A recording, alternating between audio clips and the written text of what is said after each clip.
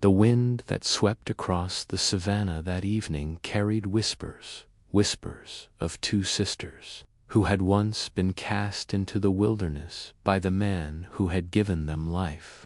Years had passed since Abeni and Sephu were left to die by their father, Chief Baraka, whose greed had traded their blood for gold. Now, the spirits that once pitied them had grown restless, and fate called them home.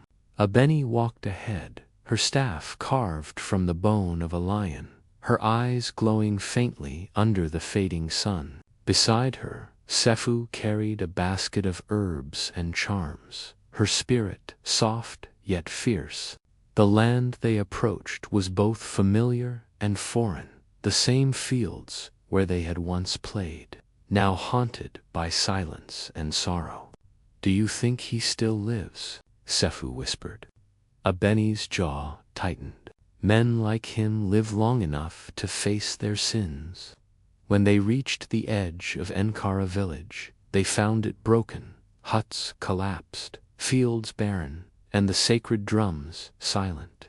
An old man tending a dying fire looked up in disbelief. "It cannot be," he gasped. "The daughters of Baraka, the ones he offered to the spirits of gold." Abeni knelt beside him. "Tell me what became of this place." The man's eyes clouded with tears. "After you were gone, the spirits cursed our land. Baraka lost his wealth, his wives, his power, all turned to dust. Now he sits alone in the great hut, waiting for death that never comes." The sisters exchanged a look. The pain of betrayal still burned, but so did pity. "It seems the spirits did not forget," Sephu murmured. As they walked deeper into the ruined village, memories pressed upon them. Laughter once shared, promises once made. They reached the old hut, its walls covered in vines and dust. Inside sat their father, gaunt and hollow-eyed, staring into a cold fire. For a long time, none of them spoke. Then Baraka's voice cracked like dry wood. "Are you spirits come to mock me?" Abeni stepped forward, her voice steady. "No, father. We are your daughters, the ones you left to die." He trembled, tears filling his eyes. "The gods punished me. Every night I hear your cries in the wind." Abeni's gaze softened but did not forgive. "The gods are merciful.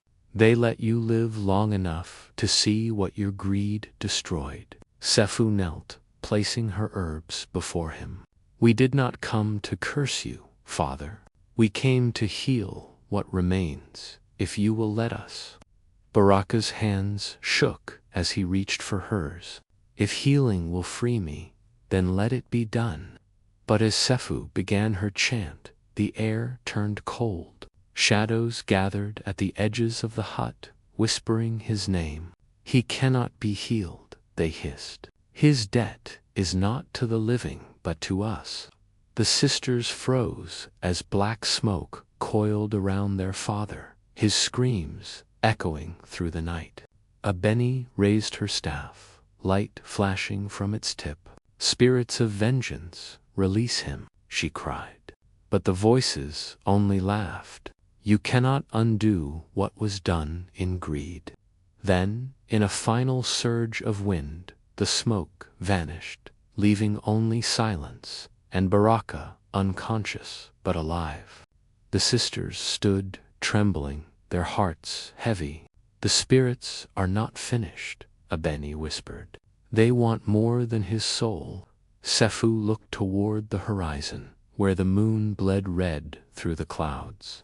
"Then we must go where the curse began, to the river of gold." And with that they gathered their things, knowing their journey was far from over. The journey to the river of gold began before dawn. When the mist still clung to the earth like a secret and the birds dared not sing, Abeni and Sephu walked side by side, their bare feet pressing into the sacred soil that led toward the forbidden valley. Legends said the river was not made of gold, but of the souls of the greedy men who had traded love for power and paid the ultimate price. "Do you remember this path?" Sefu whispered. Abeni nodded grimly. "It is where he brought us the night he betrayed us." The smell of gold was stronger than his love. The deeper they went, the quieter the forest became. The air shimmered faintly, and soon the ground itself began to glow with veins of golden light that pulsed like a heartbeat. The river of gold appeared at last, a wide, glowing current that flowed without sound, its surface shimmering like molten sun. Abeni knelt beside it, the light reflecting in her eyes. "This is where our fate began," she said softly, "and where it will end." Sefu opened her basket, taking out sacred herbs and a gourd filled with blessed water. "The spirits want something," she murmured. "They took Father's peace, but not his soul. They are waiting for us to finish what he began." As she sprinkled the herbs into the river, the water hissed and golden mist rose, forming the shape of faces, hundreds of them, twisted in eternal sorrow. A deep voice echoed from beneath the surface. "Daughters of betrayal, why do you return?" The sisters clasped hands. Abeni spoke first. "We seek to end the curse placed upon our blood." The voice rumbled like thunder. "One blood betrayed the other. One must give to restore." The sisters froze. Sefu looked at her sister, tears forming in her eyes. "It means one of us must be sacrificed," she whispered. The river's glow intensified, its surface swirling like fire. Abeni gritted her teeth. "No, we will not repeat his sin. We will not trade one life for another." But the spirits laughed. "Then your father's debt remains. The land will stay cursed." The ground trembled, and waves of molten light surged toward them. Abeni raised her staff, driving it into the earth. "By the spirit of truth, we reject your demand." The staff blazed, sending ripples of white light across the river. The golden faces screamed and vanished, all except one, which lingered above the surface. "It was Baraka's, my daughters," it said weakly. "Forgive me. Let my soul be the offering." The sisters fell silent as his face began to sink into the water. Sefu screamed, "No, father," and reached out, but Abeni held her back. "This is his choice," she said softly. The water swallowed his image, and suddenly the river turned calm, its glow fading to silver. The ground stopped shaking, and the trees began to whisper once more. The curse was lifting. Sefu collapsed, sobbing. He gave himself at last. Abeni knelt beside her, her own tears falling silently. He could not find peace in life, so he gave it in death. As dawn broke, the first true light of morning touched the river, turning it into a mirror of the sky. The sisters stood hand in hand, their reflections strong and whole for the first time. "We have ended the curse," Abeni said. But deep beneath the calm water, a faint golden glow still pulsed, a heartbeat that had not stopped. The spirits of greed, though defeated, had not been destroyed. They were waiting. The days after the river's sacrifice were heavy with silence. The land of Inkara began to heal. The crops grew green again. The wells filled with clean water, and birds returned to the sky. But for Abeni and Sefu, peace was only an illusion. Each night they heard whispers in the wind, faint but familiar, calling their names from the direction of the river. Sefu was the first to answer.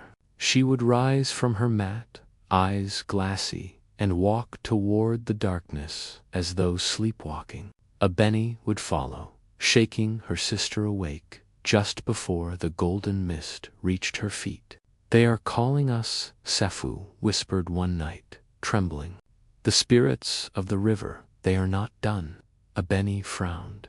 "We gave them father. What more could they want?" The answer came the following evening when the moon turned crimson. The river began to glow again, this time not gold, but black and red, like fire buried under ash. From its center rose a figure neither alive nor dead, Baraka's spirit, twisted and chained.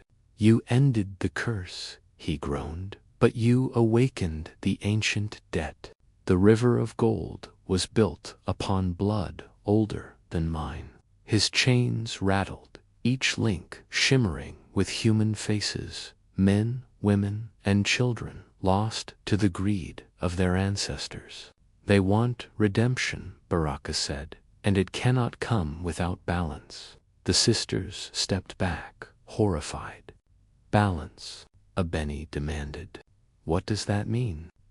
The spirit raised a trembling hand. "The bloodline must be broken or purified.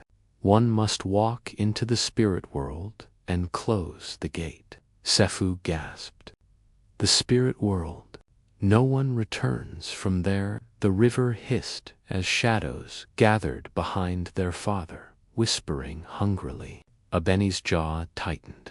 "If that is what it takes, then I will go." But Sefu grabbed her hand, tears streaming down her face. "No, you've carried this burden alone. Let me be the one." The river roared, as if impatient, and the wind howled through the trees. "Only one heart may enter," the voices chanted. The sisters looked at each other, both knowing what the other was thinking. "Then we go together," Abeni said, defiance burning in her eyes. Sefu nodded, gripping her hand tightly. The spirit world might take them both, but they would not be separated again. They stepped into the glowing water, their bodies dissolving into mist as the river swallowed them whole. The villagers awoke the next morning to find the river of gold turned clear for the first time in centuries, flowing gently under the dawn light. Only 2 white lilies floated on its surface, drifting side by side. But in the wind that swept through Ankara that morning, the people swore they could hear laughter, soft, distant, and free. The world they entered was neither heaven nor earth, but something ancient that pulsed between the two, a realm woven from memory and light. Abeni and Sefu found themselves standing on a vast plain of white sand, under a sky filled with floating lanterns shaped like souls. Each lantern whispered, calling out forgotten names. The air smelled of incense and sorrow. And in the distance stood a massive stone gate carved with symbols older than time, the gate of the ancestors. "This is where the living meet the forgotten," Sefu murmured, clutching her sister's arm. The ground beneath them trembled softly, and a figure appeared tall, cloaked in gold, its face hidden behind a mask of carved bone. "You have crossed the boundary," it said in a voice that echoed through their bones. "Few dare to come willingly."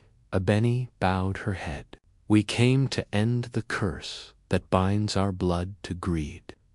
The spirit's eyes glowed behind the mask. "Greed is not bound to your blood. Alone it lives in all who forget balance. Your father's sin was the spark, but your courage may be the flame that cleanses." The gate began to hum, symbols glowing brighter.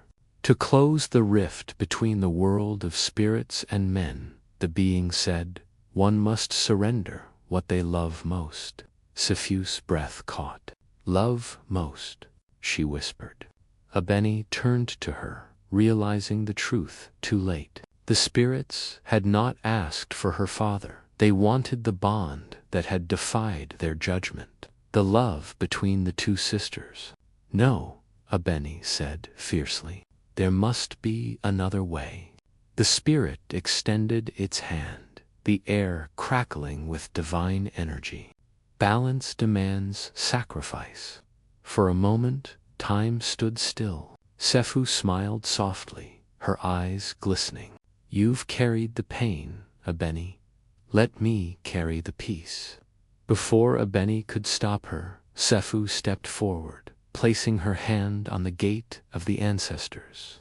A blinding light exploded, and a wind howled through the realm as her body began to turn to golden dust. No, Abeni screamed, reaching out, but Sefu only smiled through her tears. Tell them I chose love over fear. With that, she vanished into light, her essence merging with the gate. The ground shook, and the massive doors began to close, sealing the passage between the spirit world and the living. Abeni fell to her knees, sobbing as the masked being approached. She has done what even gods feared to do, it said softly. The curse is broken. The balance is restored. Abeni looked up, her tears falling into the glowing sand. And what becomes of me? The spirit touched her forehead. You will live, but your heart will remember both worlds. A warm light surrounded her, and before she could speak again, the realm faded into mist. When Abeni awoke, she was lying beside the river of gold, which now flowed clear and pure. The villagers found her there, silent, her eyes reflecting both grief and peace. The curse is gone, she whispered. That night, as she watched the stars over the calm water, she saw two lilies drift together, glowing faintly. A soft voice brushed the wind-suffused voice. You are never alone. Abeni smiled through her tears, knowing her sister's spirit lived in every drop of the river, every whisper of the wind, and every heart that chose love over betrayal.